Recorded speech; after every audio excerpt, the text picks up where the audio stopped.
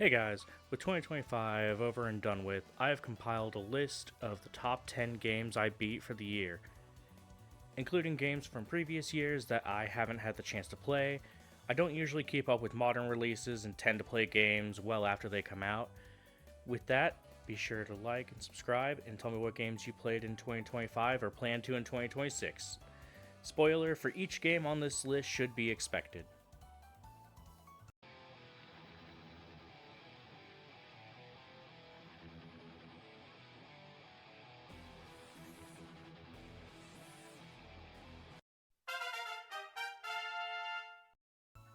This game came out in February of 2024 and was announced well before that, with an announcement going as far back as 2017, with the first bit of gameplay going public, and we were left wondering when or even if the game was going to come out.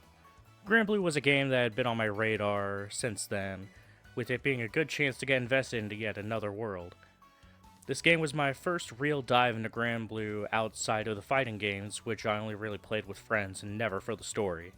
Which does seem like a slight regret with how much I enjoyed Relink, with the story missions taking you through rich and varied landscapes on a mission to save your friend Lyria, who had a deep bond with your MC to stop the Church of Avia and their wrongdoings to destroy the Sky Realm. This game plays like a Monster Hunter game almost, with how its side content is done through short missions. The characters you unlock in the game are unlocked via tickets you earn in the story, so I unlocked the characters I enjoyed, including Percival, Charlotta, Catalina being my main when I played Versus, and Narmaya. You upgrade gear, gain levels and skills to make your characters better. I did what I usually do in JRPGs and play as the MC and surround myself with my favorite characters. All in all, I enjoyed the characters and the story, as nothing felt one-dimensional as far as either the characters or the story or the combat. I'm sure when I get to my JRPG runback, I'll be sure to get my Platinum Trophy on this title. Pokemon Legends EA was one of the only games that I had played closer to its release, with many friends having gotten it. I initially intended to pass on the game altogether, but the social aspect of the game for my friend group convinced me to pick up the game and start playing it around a week or so after its release. I'll go ahead and list some of the things that people had issues with and state my opinions on them. No voice acting. Personally, I would like to see voice acting in my Pokemon games, especially with certain scenes in the game looking like they would have hit harder with a voice line instead of a text box and a strange looking face. I'm sure with the amount of money Nintendo and Game Freak have, because of how much Pokemon has blown up, that they have a small amount that they could use to add such things. Textures, sure, certain textures look off, especially like the rooftops, but I never let small things such as that ruin my experience. Even with a company like this, I'm sure they could make it look better, but it seems far off from their priorities. Playing ranked to get Mega Stones. I thought this was going to be worse than it was. However, it was very simple, and you don't even need to win to get this done.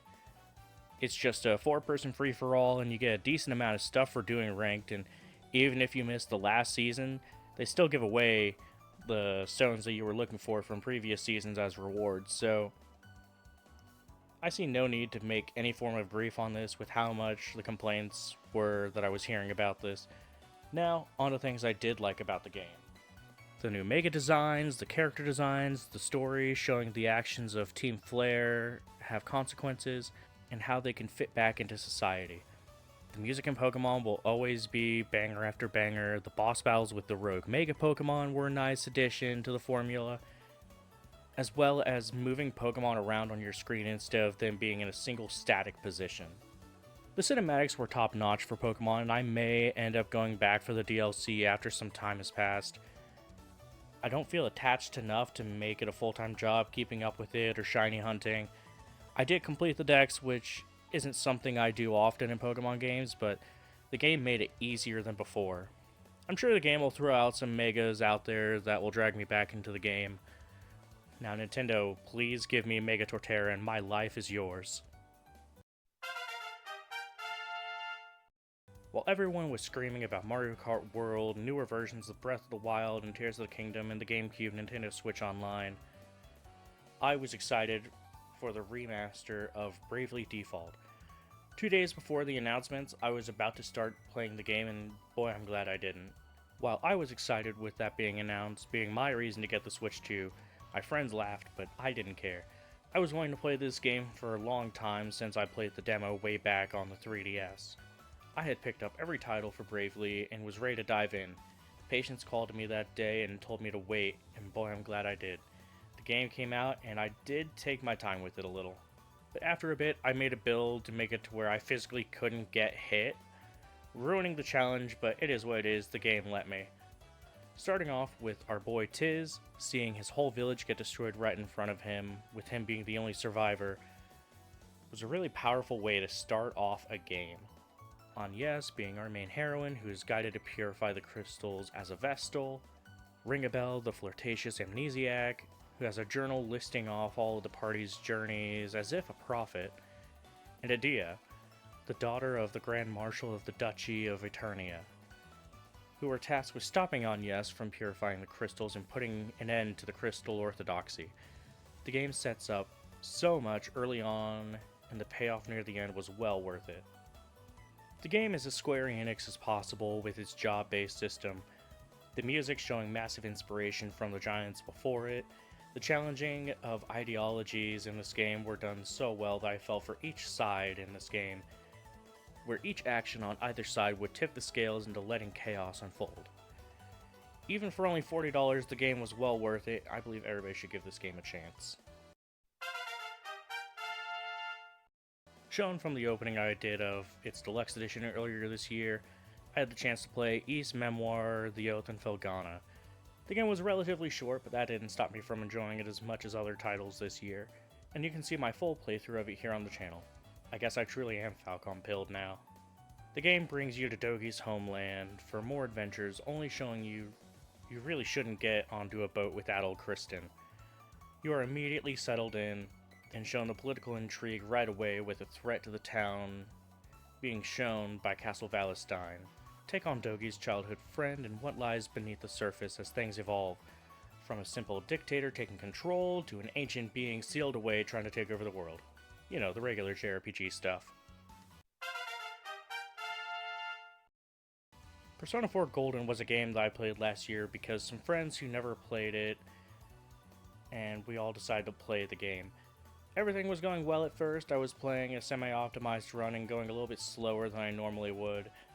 However, people sort of fell off of playing it in a decent time, considering my schedule of streaming it, so I moved on and continued it at my own pace and ended up being the only one who beat it in that group that started it. While I thoroughly enjoyed the game going through the true ending, which I didn't do in my first playthrough, I do feel like a small amount of enjoyment was placed in the social aspect of playing the game alongside friends.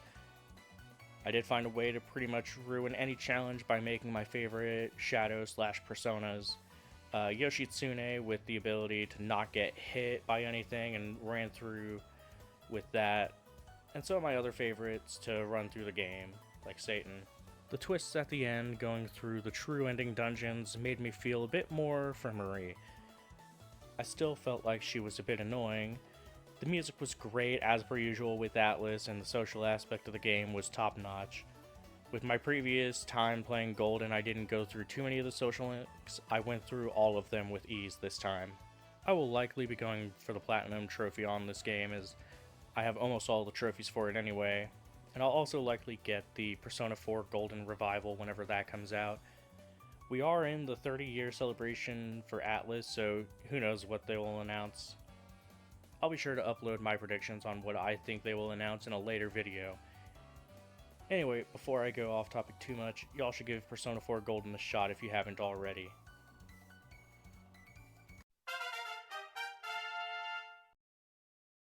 Final Fantasy VI was always the game I heard about from Final Fantasy fans saying the game was better than Final Fantasy VII, but I was never told why it was. Well, I finally went through it right towards the end of 2025 and needed to do it quick so I could finish the goal of beating 2 Final Fantasy games in a year. I did have boosts on for this as well, playing the Pixel Remaster games. The game felt exactly like what I needed to play at the time. I can't really explain why, but the mood and the setting of the game were exactly where I needed to be, seeing just how deplorable one kingdom can be for the sake of gaining power, going as far as self-destruction to a point of trickery to meet their ends, while a group of rebels seek to end their nefarious deeds. The characters in this story all mesh incredibly well, with no one being done super dirty. The Esper system, which lets you boost the character stats, was easy to understand and made handling abilities easy when everyone could become a caster. The characters that stand out to me the most whenever I played through the game were Terra, Celes, Locke, and Edgar. Terra being the Esper/human love child turned super soldier for the Gestalian Empire with no recollection of her doing so, must come to reality with things and find her place in humanity. She struggles just like the rest of us with what her place is in the world and tries to understand what it truly means to love. Celes, the Gestalian general who can no longer ignore her own honor and values when it comes to what the war has been for, and how inexcusable her homeland is in this conflict. Locke, the honorable thief, treasure hunter, comes in clutch in so many scenes and is sort of the glue keeping certain characters around, being their reason for being there in the first place. Lastly, Edgar, King of Figaro, was the perfect canvas for the machinist class, using a variety of tools. If I had a chance to have him on my team, he was there. Acting as a neutral party for the Empire to bide his time for the correct moment to strike, he plays his role to perfection, also a flirt who can't help but try to swoo the ladies at any given turn. The antagonists of this game are also top-notch with just how unapologetic they are. These guys are evil and they know it. From committing war crimes by poisoning a river supplying water to a kingdom, to summoning the makers of magic in their realm in the first place, to ending the world as we know it. Kefka is a badass villain who immediately jumps into my top 10 JRPG villains of all time. With Boost, the game didn't take too long, and I will likely go back at some point to get the Platinum Trophy on the game as well. I do disagree with the people that say Final Fantasy VI is better than 7, by the way.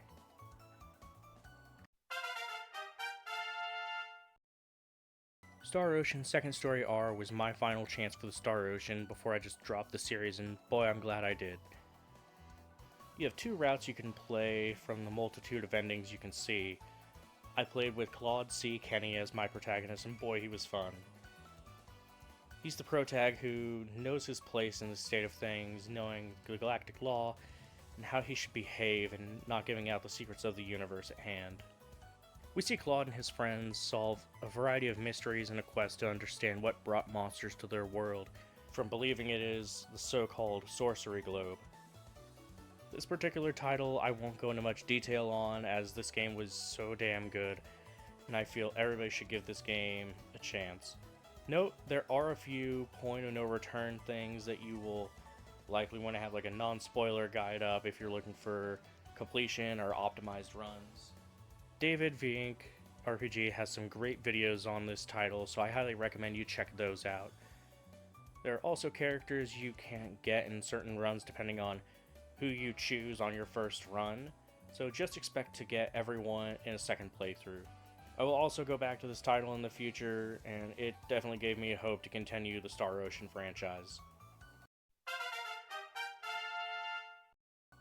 Metaphor ReFantazio was supposed to be my number one this year.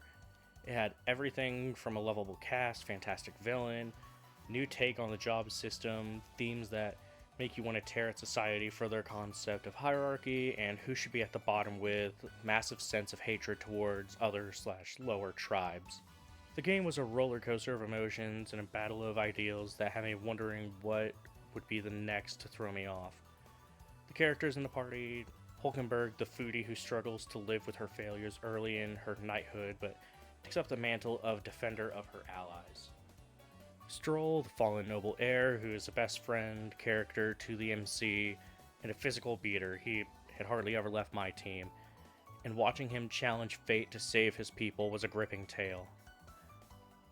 Heisme, the bereaved father who sought solitude to fade away due to the early passing of his son, and taking on the fatherly role to the group, made me feel for him every time he was trying to lay his son's bones to rest.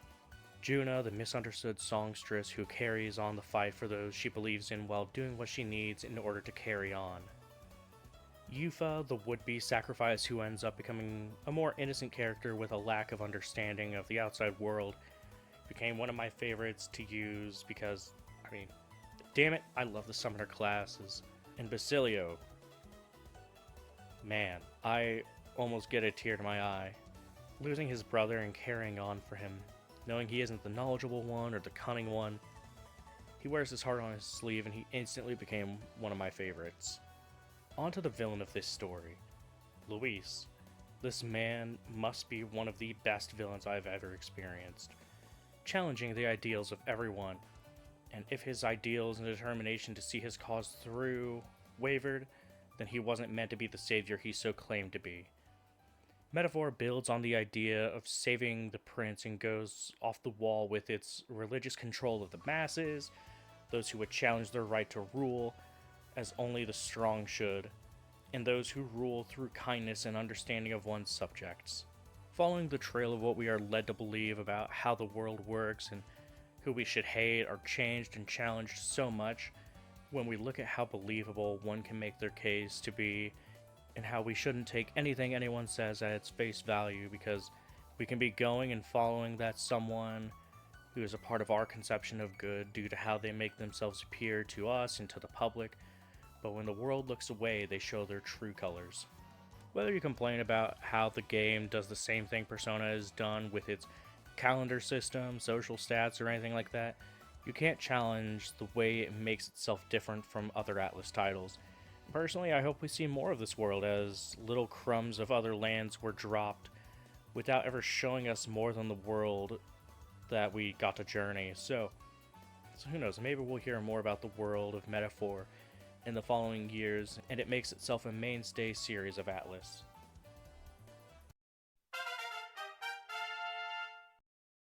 Clair Obscur Expedition 33, the game that took the world by storm from Sandfall Interactive.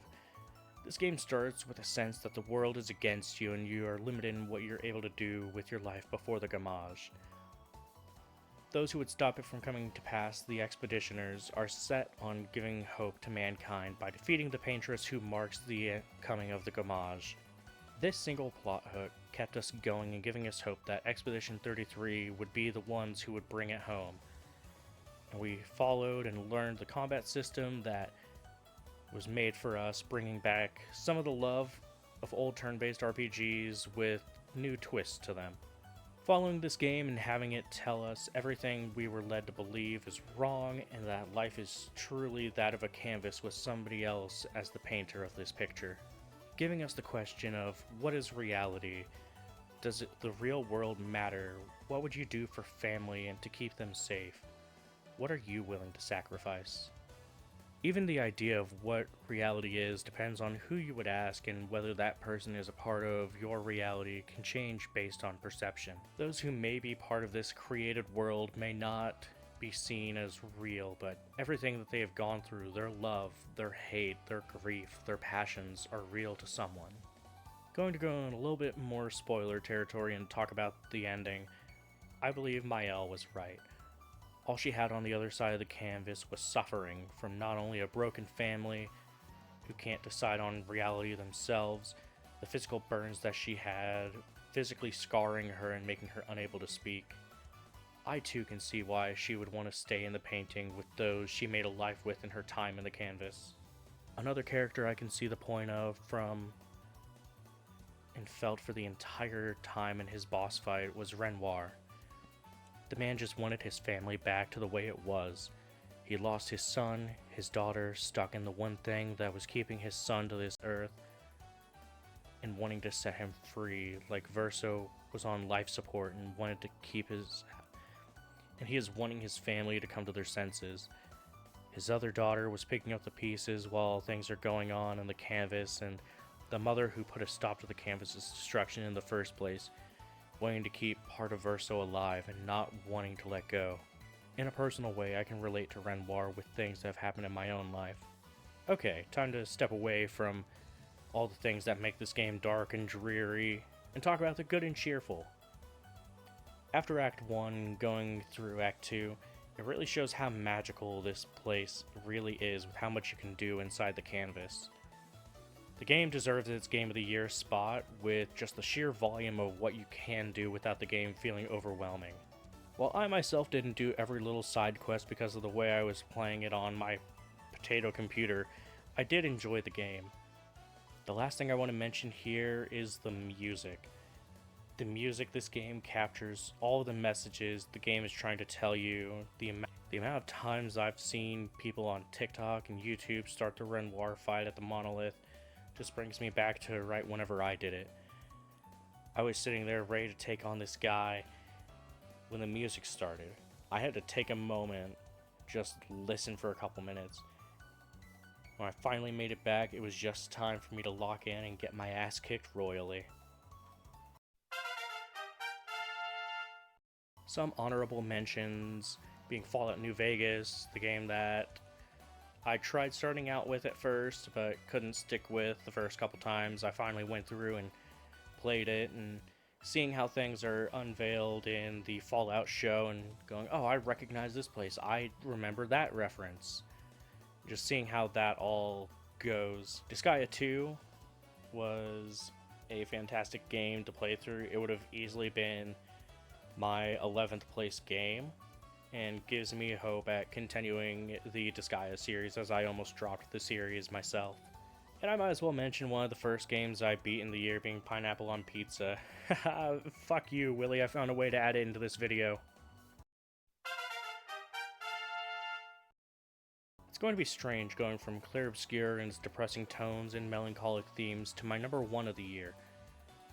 While Clair made me think of the depressing themes and made its way into my heart for those reasons, Trails in the Sky first hits number 1 for all the opposite reasons.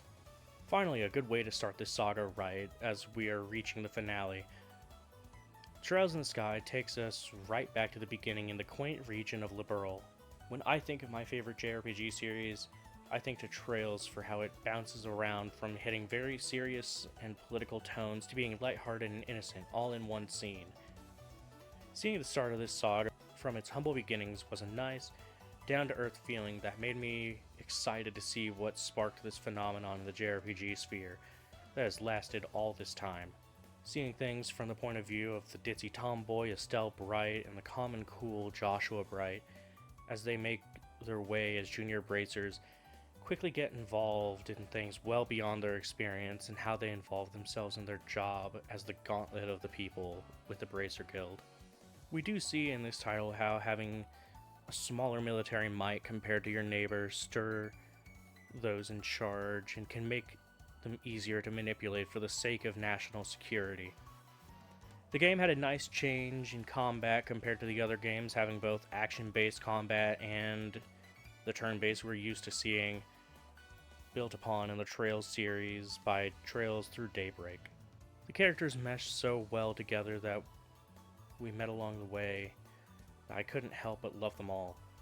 I enjoyed how the game basically tells you, hey, we're going to do a sequel with the trailer for it at the end. Speaking of the ending, man, going through this game having known about a small amount of Joshua's past and hearing it brought up by a character I was suspicious of the entire time, mainly because I was spoiled by a card on the Trails TCG, and seeing how it was executed blew my mind. I can't wait to make my way through the rest of the series as I have 5 to 6 games beat now. Trails has taken over my life at this point, that most of my time and money spent in Japan over the holidays was spent on Trails merchandise. Whenever I went there, there was a pop-up shop at the Ono-Den in Akihabara, which I'll go ahead and show some photos now as a little teaser for my upcoming video on my time in Japan. Thanks everyone for an awesome year, and let's make 2026 another great year. As per usual, I'll be doing my playthroughs live on Twitch for what I can stream. I'll be trying to upgrade my setup to make it even better for content for you all this year, so look forward to that as well. Let me know what your top games were in the comments, and be sure to leave a like and hit that subscribe button. I'll catch y'all in the next one. Peace.